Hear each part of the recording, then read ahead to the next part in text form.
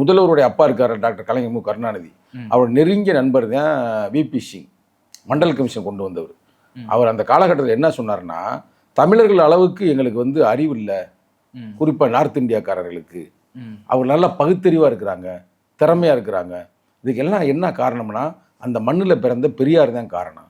அவர் சொன்னதுக்கு நான் சொல்லலைங்க.